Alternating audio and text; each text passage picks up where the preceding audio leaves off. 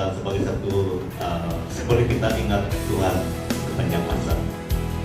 Oleh itu kita membaca dari Matius 26 dan kita sama-sama melihat dari Matius 26 ayat 26 sampai 29. Matius 26 ayat 26 sampai 29. Firman Tuhan berkata demikian, dan ketika mereka sedang makan, Yesus mengambil roti, mengucap berkat, memecah-mecahkannya, lalu memberikannya kepada murid-muridnya dan berkata, ambillah, makanlah, inilah tubuhku. 27. Sesudah itu ia mengambil cawan, mengucap syukur, lalu memberikannya kepada mereka dan berkata, minumlah kamu semua dari cawan ini, sebab inilah darahku, darah perjanjian yang ditumpahkan bagi banyak orang untuk pengampunan dosa. Akan tetapi aku berkata kepadamu, mulai dari sekarang aku tidak akan minum lagi hasil pokok anggur ini sampai pada hari aku meminumnya, yaitu yang baru bersama-sama dengan kamu dalam kerjaan Bapakku.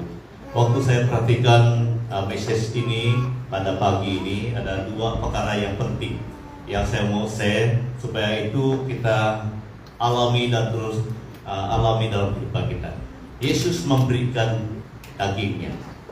Kenapa? Karena Yesus mau menyertai dan memberkati yang nampak. Itu yang saya dapat pada pagi ini. Yang kedua, Yesus memberikan darahnya. Kenapa? Karena selain daripada hal yang nampak, Tuhan juga mau berkarya menyertai kita dari hal yang tidak nampak. Karena darah ini mengalir dari dalam. Di dalam setiap diri kita manusia ada roh, jiwa, dan tubuh. Jadi bukan hanya hari ini saja Tuhan mau menyertai, memberkati, dan memimpin kita, tetapi sampai ke garis akhir hidup kita, Dia mau menyertai. Oleh itu, pada hari ini kita kuatkan lagi komitmen kita. Kita eratkan lagi kepercayaan dan penyerahan kita kepada Tuhan, karena Tuhan mau menyertai, memberkati yang nampak. Yang nampak ini adalah tubuh kita. Yang tidak nampak itu adalah dari dalam. Itu adalah hati kita, pikiran kita. Perlu dikuasai sepenuhnya oleh Tuhan. Tidak ada yang terkecuali, saudara. Itu yang saya dapat pada pagi ini. Tidak ada yang terkecuali dalam kehidupan kita disertai, diberkati, dipimpin oleh Tuhan. Apabila kita berserah sepenuhnya kepada Yesus, Yesus hadir. Dia memimpin hati kita, pikiran kita, planning kita, apa yang kita lakukan siang dan malam, yang tidak nampak oleh siapapun akan diberkati, dipimpin oleh Tuhan. Itu artinya darah itu. Jadi ini satu yang rema yang saya dapat hari ini. Biarlah hidup kita bukan saja hari ini disertai, dipimpin, diberkati oleh Tuhan, baik perkara-perkara yang nampak, saudara, maupun perkara-perkara yang tidak nampak. Jadi tidak ada yang boleh bersembunyi di hadapan Tuhan, saudara. Tidak ada yang boleh sembunyi. Lebih baik kita berserah. Aku berserah. Dengan sepenuh hati kita berserah. Jadi walaupun manusia lain tidak tahu, asalkan Yesus tahu. Oleh itu peran sangat penting hari ini. Apabila kita mengambil roti, kita ingat tubuh Yesus. Yesus yang kita undang menjaga, memelihara, memberkati yang nampak ini. Apabila kita mengambil air, Yesus yang kita terima, yang kita percaya, yang akan menjaga yang tidak nampak, hati, pikiran kita, planning kita. Mungkin manusia lain tidak tahu apa planning kita, tapi biarlah Tuhan tahu semuanya itu. Ini yang saya dapat, saya tidak mau sembunyikan, saya mau share supaya kita sama-sama menghayati, sama-sama menerima Yesus, sama-sama mengundang Yesus, supaya Yesus memimpin, memberkati kita, apa yang nampak dan apa yang tidak nampak. Nanti kita akan pegang roti dan pegang air, kita akan minum bersama-sama. Sekali lagi kita berdoa sebelum kita masuk ke dalam acara ini. Tuhan, Engkau adalah Tuhan yang sangat baik. Engkau mau memimpin, memberkati hidup kami, baik yang nampak maupun yang tidak nampak. Karena daging ini adalah satu simbolik kepada hal-hal yang nampak, dan darah itu adalah simbolik kepada hal yang tidak nampak. Yang tidak nampak adalah hati kami, pikiran kami, roh kami. Kami rindu agar Tuhan menguasai sepenuhnya, baik yang tidak nampak maupun yang tidak yang kelihatan ke Tuhan. Terima kasih. Berkatilah acara ini. Dalam nama Tuhan Yesus Kristus kami mohon semuanya. Amin. Jadi nanti kita akan pegang dan kita akan makan dan minum bersama.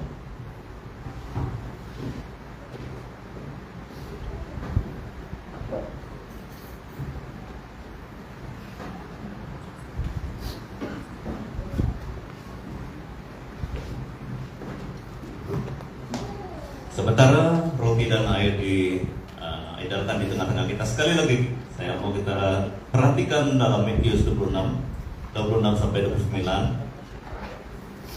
Kita pegang roti dan air dulu, nanti kita makan dan minum bersama. Ayat 26 firman Tuhan berkata, dan ketika mereka sedang makan, Yesus mengambil roti, mengucap berkat, memecah-mecahkannya, lalu memberikannya kepada murid-muridnya dan berkata, ambillah, makanlah, inilah tubuhku. Sesudah itu ia mengambil cawan, mengucap syukur, lalu memberikannya kepada mereka dan berkata, minumlah kamu semua dari cawan ini, sebab inilah darahku, darah perjanjian, yang ditumpahkan bagi banyak orang untuk pengampunan dosa.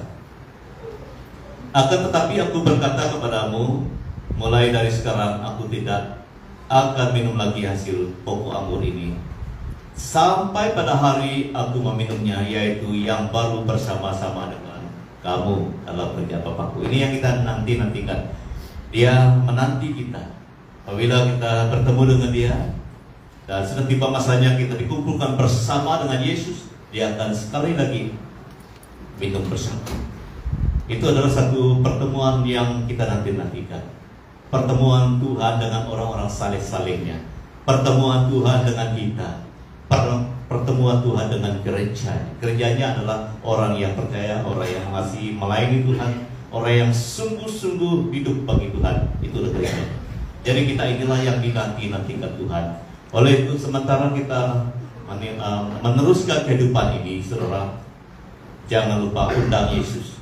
Undang Yesus supaya Dia menguasai yang tidak kelihatan itu, hati kita, pikiran kita, planning kita. Itu adalah yang perlu, dan yang nampak itu adalah tubuh ini. Itulah sebabnya dalam Galatia katakan, apabila kita berserah pada Tuhan, Roh Kudus akan mengambil alih. Karena selagi kita di bumi ini ada daging, kita ada keinginan daging. Tetapi apabila ada penyertaan Tuhan melalui Roh Kudusnya, firman-Nya, kita akan dimampukan supaya kita jangan hanya mau mengikut keinginan daging kita, tetapi kita akan diberi kemenangan. Oh, ini keinginan daging, kita akan stop. Ada stop, ada break kita. Ada sesuatu yang mengendalikan kita. Itu bukan kita, tapi adalah Roh Kudus Tuhan. Itu sebabnya Dia mau kita menikmati dan mengalami Dia, bukan saja hari Minggu, bukan saja waktu perjamuan suci, tetapi siang dan malam sepanjang hidup kita. Biarlah Yesus yang mengendali, yang menguasai. Apabila kita terima Dia, daging dan darahnya, dari dalam dan yang tidak kelihatan sampai yang kelihatan, akan dikuasai sepenuhnya oleh Tuhan Yesus. Ini adalah sumber kemenangan, ini adalah sumber kekuatan kita. Berita baik untuk kita semua, hanya melalui Yesus, hanya melalui Yesus kita dapat mengalahkan cabaran dan apapun yang mau menjatuhkan kita, apapun yang mau memberi kita, membawa kita menyimpang daripada cara Tuhan. Hanya penyertaan Tuhan. Oleh itu kita semua harus mengundang Yesus, mengistirahatkan Yesus setiap hari, siang dan malam dalam kehidupan kita.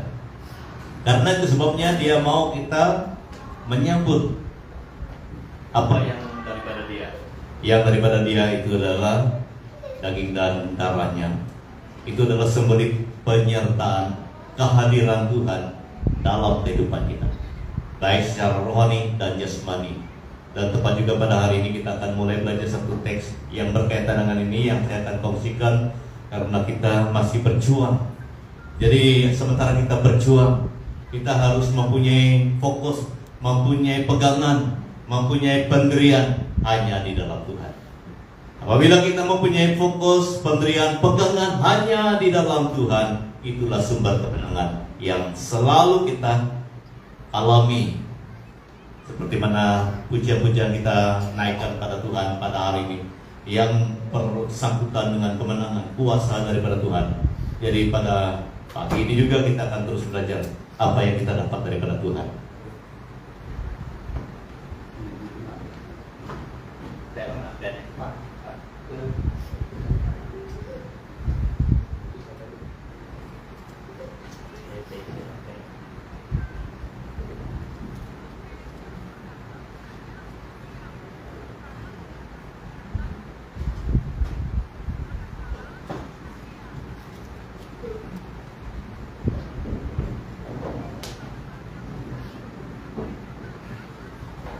Ada lagi yang belum terima? Kalau sudah, kita berdiri bersama-sama di depan Tuhan. Kita dapat menghayati bahwa Tuhan melihat kita. Tuhan yang memulai perjamuan ini sedang melihat kita. Jadi mari kita fokus kepada perjamuan kita pada hari ini. Yesus mengambil roti, memecah-mecahkannya dan memberikannya kepada mereka. Ambillah, makanlah kamu semua. Mari kita makan roti ini bersama-sama.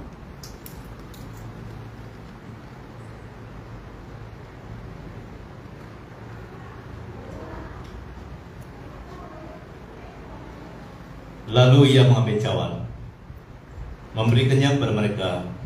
Minumlah kamu semua dari cawan ini adalah darah perjanjian. Mari kita minum bersama-sama.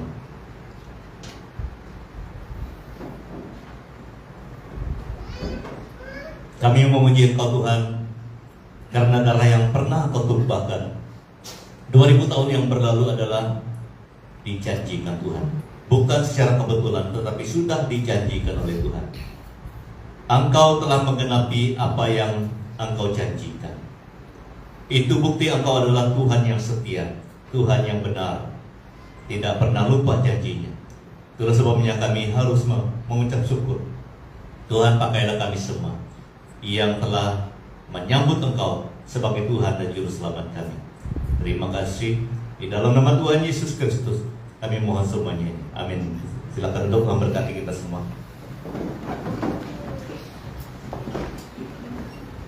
Puji Tuhan karena kita telah mengenal Tuhan yang selalu menggenapi janjinya. Tidak pernah Tuhan lupa janjinya. Itu sebabnya kita mau setia, mau sungguh-sungguh ikut Tuhan Yesus. Karena Tuhan Yesus yang kita kenal, Tuhan Yesus yang kita layani, yang kita tinggikan, itu adalah Tuhan yang setia. Setialah, setia sampai mati. Apabila Tuhan setia, kita juga harus setia. Yang kita mau lihat Tuhan saja setia, kita juga harus setia, saudara. Harus ada kesinambungannya, timbal balik. Jadi saudara tidak pernah lupa Tuhan akan janjinya. Kalau kita melihat dalam firman Tuhan, terlalu banyak janji Tuhan. Itu sebabnya kita harus tekun belajar firman Tuhan, karena terlalu banyak janji Tuhan. Dan ingat saudara, Tuhan tidak pernah lupa janji. Ini yang pasti, tidak pernah lupa janjinya. Jadi yang kita adakan pada hari ini adalah darah yang sudah dijanjikan. Sebelum terjadi, memang Dia sudah menjanjikan ini, karya keselamatan itu. Jadi pada bulan ini saudara, kita akan belajar satu topik yang saya sediakan, yaitu berjuang sampai ke garis akhir. Ini merupakan satu pemberitahuan firman Tuhan yang saya kongsikan kalau saya berbahagian. Oleh itu kita perlu berjuang. Kita tidak boleh berhenti saudara. Apalagi mau menoleh ke belakang, itu sangat bahaya sekali saudara. Jangan berhenti, jangan menoleh ke belakang, tapi harus terus berjuang sampai ke garis akhir.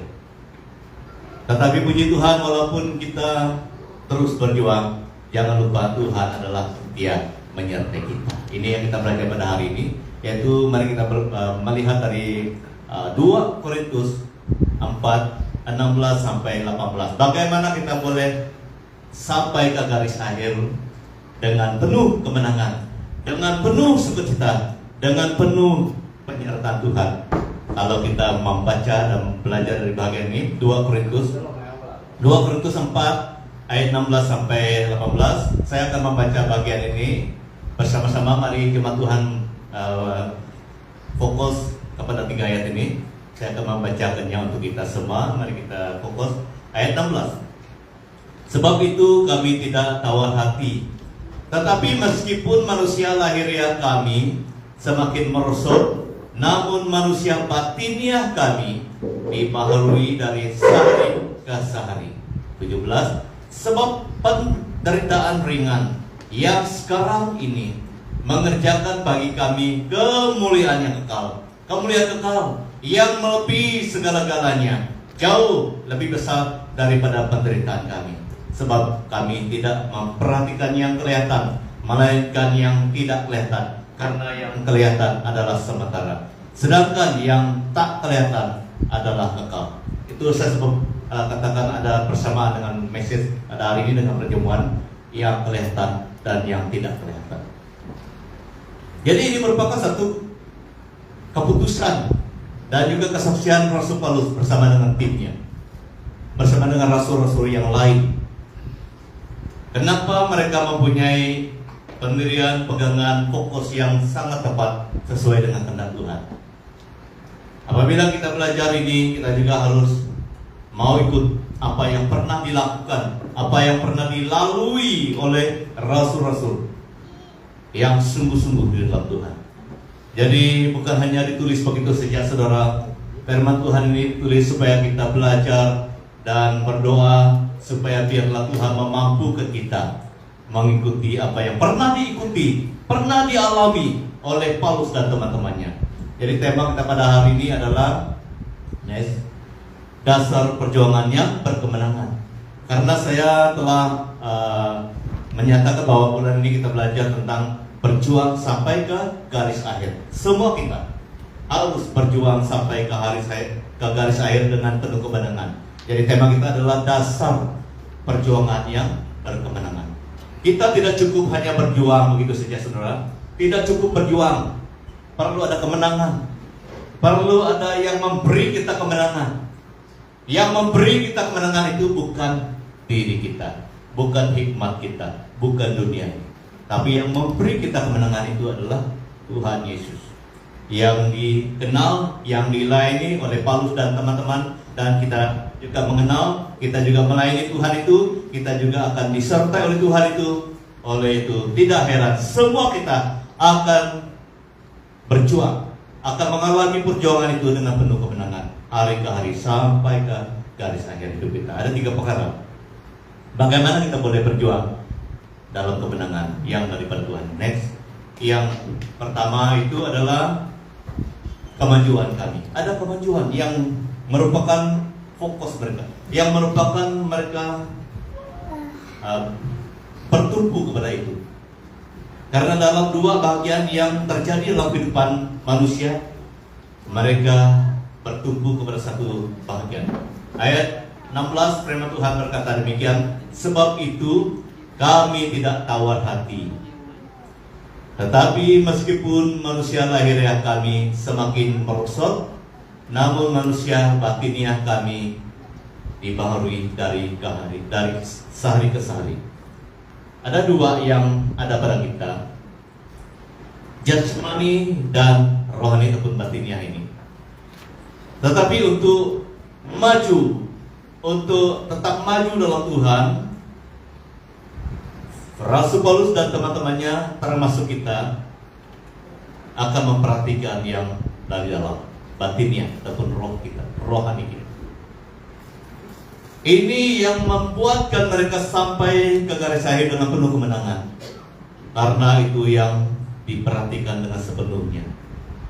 Kalau kita lihat next, Paulus dan yang lain itu, mereka tidak tawar hati, walaupun mereka berdepan dengan banyak tantangan cabaran. Kalau kita membaca firman Tuhan itu, beberapa kali Paulus dianiaya, dan kadang-kadang dia juga tidak diperhatikan. Kadang-kadang dia sengaja dihina dan sebagainya. Ini merupakan yang merosot dalam kehidupan Paulus, yakni lahiriah. Lahiriah ini adalah yang nampak ini. Yang nampak ini lahiriah ataupun jasmani. Yang nampak ini.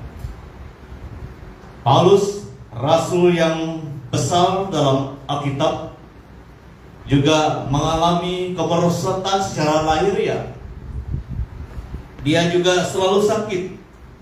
Dia pernah berdoa 3 kali, dia berdoa, Tuhan, kalau Engkau mengasihi saya, tolong sembuh saya. Tapi Tuhan tidak sembuhkan dia. Ini Paulus.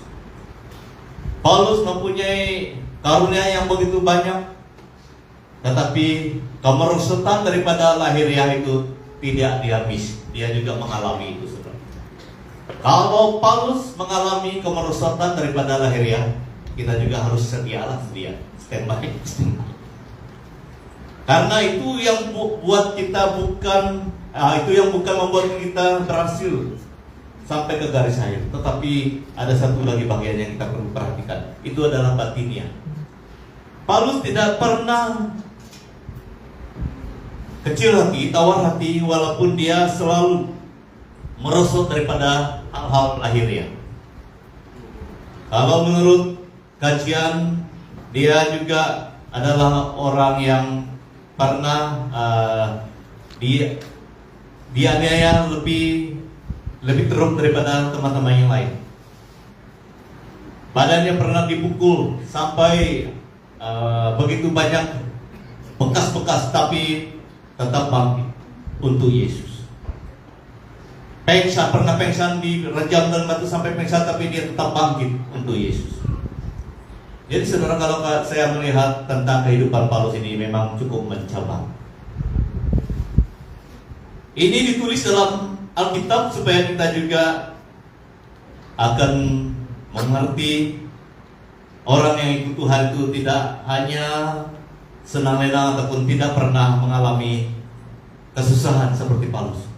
Jadi kalau kita melihat dalam Alkitab banyak kesusahan, cabaran yang dialami oleh hamba-hamba Tuhan, kita juga harus siap sedia. Dan Paulus mati di penjara. Dia tidak pernah lagi bebas setelah dia dimasuk dalam penjara. Bukan karena kejahatan, tapi oleh karena kedengkian orang Yahudi, dia dimasuk ke dalam penjara. Tapi dari penjara dia menulis surat kepada jemaat-jemaat sampai mati. Dia tidak bebas lagi, saudara. Ini susah juga kalau kita tidak baca habis tentang kehidupan orang-orang yang betul-betul ikut Tuhan. Kita akan mau yang senang-senang saja. Yang susah itu kita macam pura-pura lupa. Saudara, kita belajar semua. Kita belajar yang mana yang susah, kita belajar juga yang mana yang senang, saudara. Supaya kita ikut Tuhan dalam keadaan yang susah, dalam keadaan yang senang, kita tetap ikut Tuhan, saudara. Petrus juga disalib. Dia tidak mau seperti Tuhan Yesus disalib kepala di atas, tapi dia mau disalib kepala di bawah. Kenapa? Karena Pak Petrus katakan dalam hatinya, saya tidak layak seperti Yesus. Saya ini manusia biasa. Saya tidak layak disalib. Disalib itu adalah hukuman yang paling ngeri, yang paling teruk dalam kerajaan Roma. Petrus siap sedia disalib oleh karena Tuhan. Tapi bukan karena dia sendirian, ada Tuhan menyertai dia. Itu sebabnya Petrus dapat melalui semuanya karena Tuhan menyertai. Dan Yohanes yang menulis kitab Wahyu itu, sebelum dia dibuang ke Pulau Patmos, menurut kajian pakar Alkitab itu, dia pernah dimasuk dalam kuali berisi minyak panas, minyak masak yang panas, dia dimasukkan. Dan sesudah itu dia diberi ke Pulau Patmos. Di Pulau Patmos lah dia menulis Wahyu. Saudara, ini hal-hal yang merosot dalam kehidupan hamba-hamba Tuhan, tapi mereka tetap berjuang.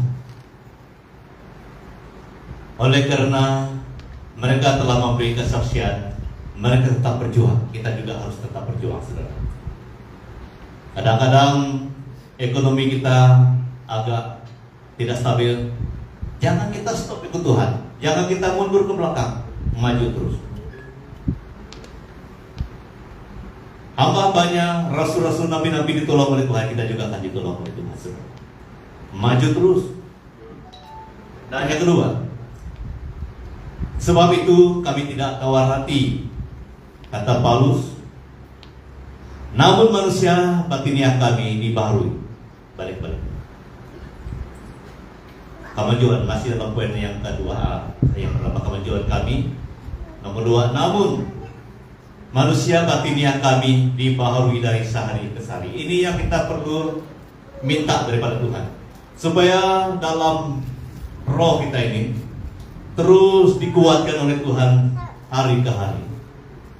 Ini rahasia kenapa Paulus dan teman-temannya boleh melalui ujian yang begitu berat, penderitaan yang begitu berat, karena di dalam ini dikuasai oleh Tuhan. Itu sebab saya katakan tadi, rema yang datang pada pagi ini adalah Yesus mau kita menerima Dia dan mengistiadatkan Dia, bukan saja daripada hal yang nampak, tapi dari hal yang tidak nampak. Itu adalah darah dari dalam hati kita. Sambutlah Yesus, tinggikan Yesus. Jadi apabila kita mau dibaharui dari hari ke hari, batiniah kita, rohani kita harus rajin berdoa seperti Rasul-Rasul dan jemaat mula-mula, baca firman Tuhan dan melakukan firman Tuhan, dan ada persekutuan. Kalau kita melihat kehidupan mereka zaman itu, walaupun mereka teraniaya dan saling senantiasa berhati-hati kepada orang Yahudi yang benci pada mereka, mereka juga tetap bersatu dalam Tuhan, bersatu sesamanya mereka. Mereka selalu berkumpul, memecahkan roti, baca firman Tuhan, berdoa bersama-sama. Jadi itu sebabnya kita harus tekun dalam doa, tekun dalam firman Tuhan. Dari sanalah batiniah kita ini boleh dikuatkan. Karena hal batiniah ini adalah hal yang tidak nampak, saudara. Hal yang seperti Tuhan. Tuhan kita adalah roh. Jadi apabila kita mau batiniah kita kuat, kita harus mengundang roh itu. Itu adalah Tuhan Yesus. Itu sebabnya kalau kita mau menyembah Tuhan, kata Yesus kepada perempuan itu, kita harus menyembah Dia dalam roh dan benar, baru kita kuat. Jadi kalau kita melihat kehidupan mereka itu senantiasa kuat, walaupun mereka menderita sekali, seperti Paulus dan seperti Petrus dan juga Yakobus, Yohanes dan teman-teman yang lain. Jadi berita baik untuk kita hari ini, kita harus dibaharui sehari ke hari. Jangan lupa berdoa, jangan lupa baca firman Tuhan setiap hari, saudara.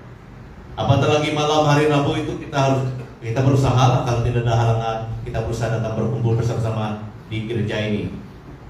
Karena itu adalah satu jadwal yang kita perlu ikuti kalau tidak ada halangan, karena kita mau praktikkan kehidupan jemaat mula-mula. Selain daripada gereja, kadang-kadang di rumah, kadang-kadang di tempat yang mengundang kita beribadah bersama-sama, itu kita gunakan semaksimal mungkin, karena kita mau saling menguatkan satu dengan lain.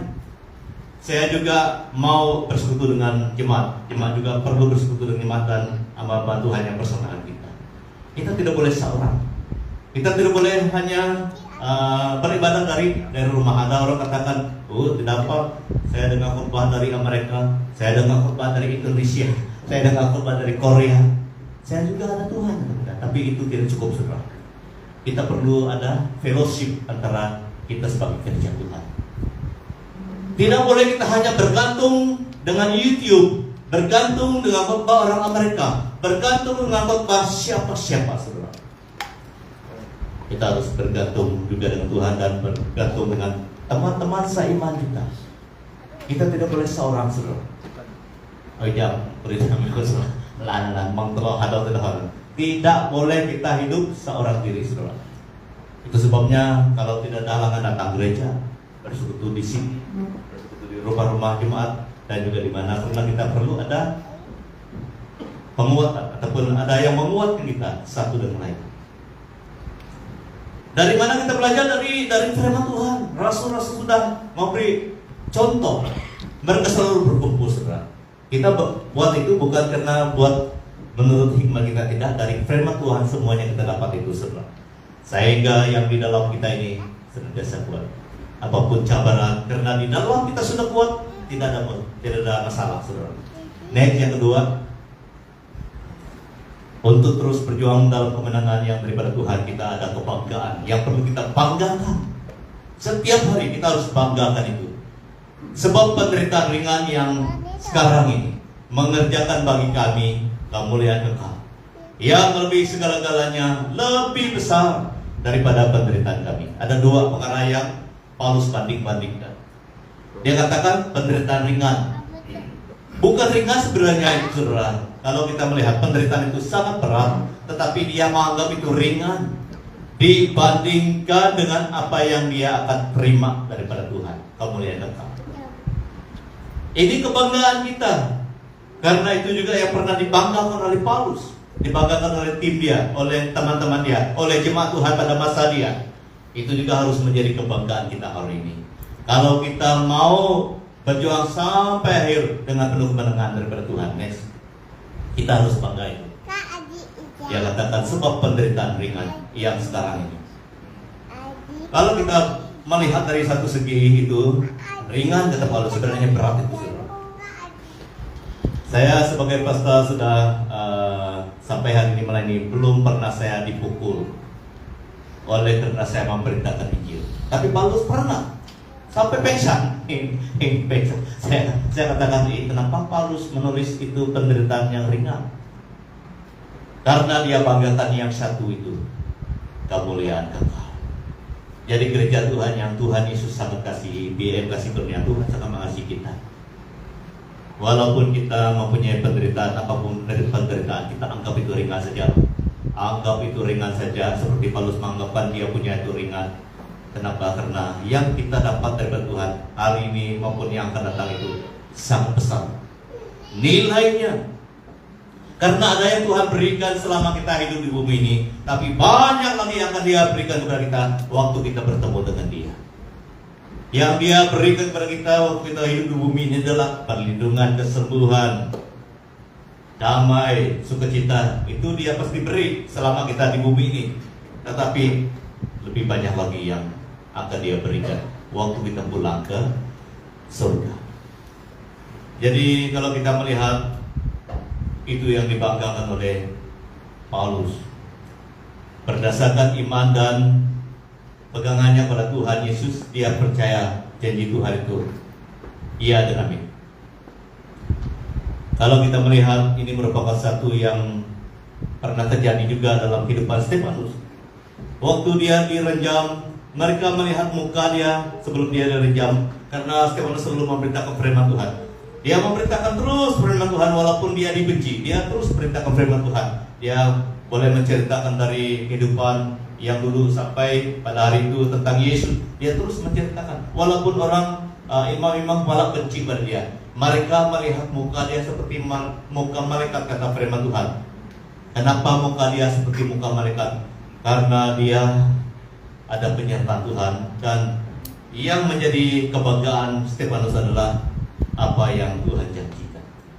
Walaupun dia menderita, dia sangat percaya apa yang Tuhan janjikan itu pasti iya dan amin, saudara. Iya dan amin, tidak pernah dilupakan oleh Tuhan. Jadi saudara, ini yang kita pegang, ini yang kita ikuti. Kita harus mempunyai kebanggaan. Kebanggaan kita adalah kemuliaan yang daripada Tuhan, apa yang Tuhan janjikan.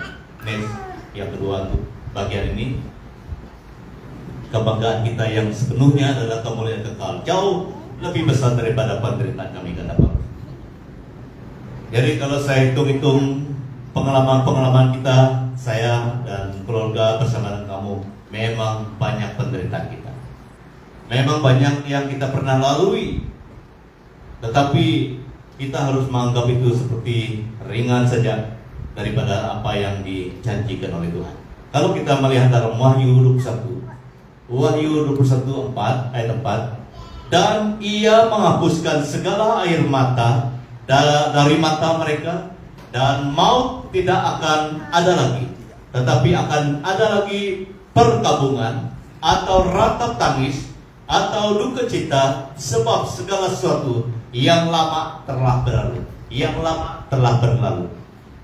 Jadi penderitaan yang lama akan berlalu, kesusahan akan berlalu. Yang datang adalah satu suasana di mana Tuhan sendiri akan menghapuskan air mata kita, di mana Tuhan sendiri akan menghiburkan kita, di mana kita sendiri akan bertatap mata dengan Tuhan. Kalau kita bertatap mata dengan Tuhan, tidak ada apapun yang menyusahkan lagi, saudara. Ini kemuliaan yang pasti akan terjadi dalam kehidupan kita. Kalau kita melihat satu gambaran dalam Lukas itu, Lazarus dan orang kaya itu. Lazarus telah mengalami sesuatu yang baru. Kemuliaan, dia di pangkuan Abraham. Tidak pernah dia alami itu waktu dia di bumi. Yang dia alami di bumi itu adalah menderita sekali, sakit dan juga kemiskinan. Tetapi apabila Tuhan melihat dia, memang ada poin, memang ada nilai-nilai dalam kehidupan dia yang menyenangkan Tuhan. Itu sebabnya dia boleh di pangkuan Abraham. Kalau tidak ada nilai, tidak mungkin dia di pangkuan Abraham. Orang kaya itu nilainya tidak ada dan sangat merosot, dan dia di penderitaan yang kekal, saudara. Jadi ini merupakan satu yang digambarkan dalam Lukas supaya kita mempunyai keyakinan, mempunyai iman, supaya kita memandang kemuliaan yang daripada Tuhan itu lebih besar daripada penderitaan yang kita sedang alami maupun yang akan kita alami. Ini yang menguatkan kita. Kita senantiasa bersemangat ikut Tuhan. Yang terakhir pada hari ini, saudara, untuk senantiasa mengalami kemenangan daripada Tuhan, ini juga yang sangat penting. Ayat 18. Sebab kami tidak memperhatikan yang kelihatan, melainkan yang tak kelihatan. Karena yang kelihatan adalah sementara, sedangkan yang tak kelihatan adalah kekal. Dari dalam diri kita sendiri sudah ada buktinya, saudara. Di dalam diri saya ini ada tubuh saya, dan di dalam tubuh saya ini ada satu lagi tidak kelihatan, itu roh saya. Apabila saya dipanggil Tuhan, tubuh saya ini tinggal di bumi, dan roh yang di dalam saya ini yang kekal ini akan kembali ke Tuhan, itu yang kekal. Seperti mana yang diperhatikan oleh Paulus juga. Paulus katakan apa yang kelihatan, baik bumi ini, gunung, dan juga apa yang ada di bumi ini, itu tidak kekal, itu sementara, kata Paulus. Yang kekal itu adalah yang belum kelihatan. Jadi saya pun belum melihat Tuhan Yesus, tapi saya melihat dia dalam mata iman saya. Itu yang belum kelihatan, saudara. Dan saya juga belum melihat surga. Saya hanya melihat surga melalui firman Tuhan. Saya percaya karena firman Tuhan itu iya dan amin daripada Tuhan, ilham daripada Tuhan. Firman Tuhan menyatakan dia diperbuat daripada emas, jalan dia. Jalan saja sudah emas, jangan lagi yang lain. Kita punya emas, mungkin ada yang gelang emas, mungkin ada yang cincin emas. Kalau orang yang minat gigi emas tuh ada juga gigi emas, tapi jalan emas belum ada, saudara. Kalau Miri ini buat jalan emas, satu malam saya memang besok tidak ada lagi.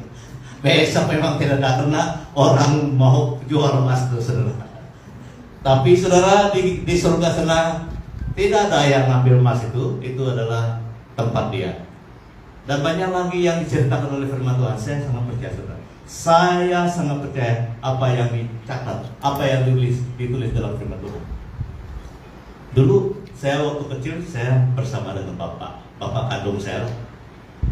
Tapi dalam dekat 10 tahun ini saya tidak nampak bapak. Kenapa?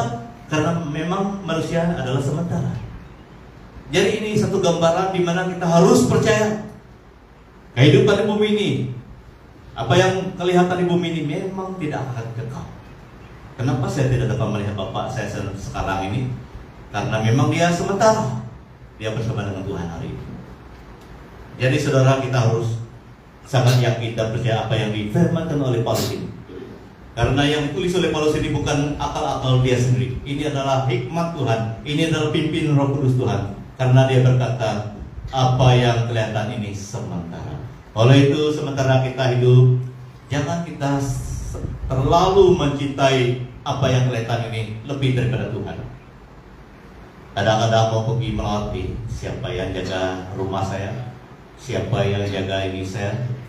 Kadang-kadang hati kita terlalu melekat apa yang kelihatan, saudara.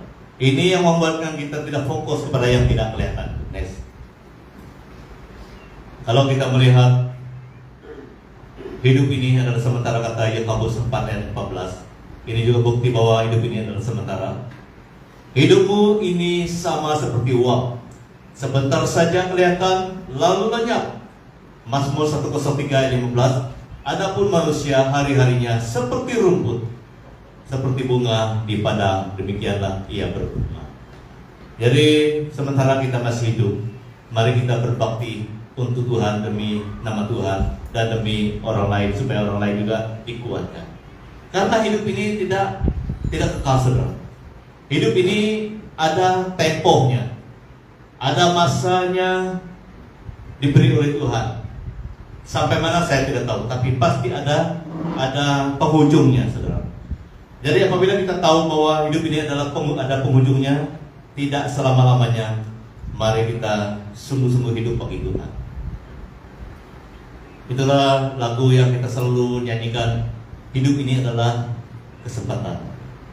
Kesempatan bukan untuk menyenangkan diri kita sendiri, tetapi kesempatan untuk menyenangkan hati Tuhan dan membahagiakan teman-teman kita yang lain. Dan dengan pelayanan kita mendoakan keluarganya, kita memberitakan firman Tuhan kepada mereka bahagia, mereka dikuatkan. Jadi oleh itu kita harus hidup bagi Tuhan dan sesama, saudara. Karena hidup ini tidak selama-lamanya akan di bumi ini. Saya juga harus kenal bahwa saya akan sungguh-sungguh memberitakan Injil. Apa yang ada pada saya harus sampaikan itu. Karena saya tidak tahu bila saya akan diangkat oleh Tuhan, dipanggil oleh Tuhan. Karena hidup ini adalah sementara. Seperti dalam Yakobus tadi, dalam Mazmur, kita ini seperti bunga dan rumput. Bunga ini adalah gambaran hal yang sementara. Ada masa dia mekar, ada masa dia tidak mekar. Ini artinya ada masa kita bernafas, ada masa kita tidak akan bernafas. Ini yang jelas. Oleh itu, selagi ada masa, jangan kita tunda-tundakan waktu. Terima Yesus dalam hidup kita, ikut Dia dengan sepenuh hati, dan muliakan Dia selagi ada kesempatan. Karena apabila kita hidup bagi Tuhan, maka kita akan melihat hal yang kekal. Next, yang terakhir, kita akan melihat yang belum kelihatan, itu adalah kerjaan Tuhan, janji Tuhan, dan pribadi Tuhan sendiri. Itu sebabnya saya betul-betul bersemangat hidup bagi Tuhan. Karena saya tahu apabila saya sungguh-sungguh melakukan firman Tuhan dengan hati yang tertuju pada Tuhan Yesus, saya pasti akan melihat hal yang kekal dan akan mengalami hal yang kekal itu yang sudah dijanjikan oleh Tuhan. Baik dalam Wahyu, dalam Daniel pun ada, dan teks-teks yang lain dalam Mazmur pun ada, menceritakan tentang kerjaan surga, tentang Tuhan, siapa Tuhan itu, kekal. Tidak ada yang menciptakan Tuhan, tapi Tuhan itulah yang menciptakan. Next, yang terakhir, oleh itu saudara yang kasih dalam Tuhan Yesus, kita harus berjuang dalam kemenangan yang daripada Tuhan. Ada kemajuan kita yang kita perhatikan, ada kebanggaan kita, ada fokus kita. Kita fokus bukan kepada dunia ini, fokus kita adalah kepada Tuhan dan janjinya dan firman-Nya. Mari kita berdoa. Tuhan Yesus, seperti mana yang ditulis oleh hamba-Mu Paulus, walaupun dia menderita sekali, tapi dia menganggap itu adalah penderitaan yang ringan. Karena dia memandang janji-Mu, dia memandang Engkau, dia memandang firman-Mu lebih besar daripada penderitaan dia. Kami juga mau memandang janji-Mu, firman-Mu Tuhan, kerjaan-Mu. Dan Paulus juga kebanggaannya bukan hal yang sementara, tapi yang kekal. Yang kekal itu adalah Engkau. Yang kekal itu adalah kerjaan-Mu. Yang kekal itu adalah janji-janji-Mu yang akan Kau berikan kepada kami, nyatakan kepada kami. Tolong kami semua Tuhan, supaya kami setia kepada-Mu, supaya kami mempunyai fokus yang benar sesuai dengan firman-Mu. Dengan perantaran kuasa kudus-Mu, kami akan dipampukan sampai ke garis akhir hidup kami. Kami sadar dan kami akui memang banyak cabaran, memang banyak tantangan, kesusahan hidup ini. Tapi kami juga sangat percaya Tuhan yang setia, Tuhan yang maha kuasa, yang sempurna, itulah sumber pertolongan kami, sumber pengharapan kami. Tolong kami semua Tuhan, anak-anak kami, cucu-cucu kami, dan juga semua ahli keluarga kami. Hanya pada mula kami berharap dalam hidup ini, sehingga kami dapat berjuang sampai ke garis akhir dengan penuh kemenangan oleh karena Tuhan. Terima kasih, berkati kami, berkatilah kisah hidup kami, pelayanan kami Tuhan berkati. Terima kasih. Di dalam nama Tuhan Yesus Kristus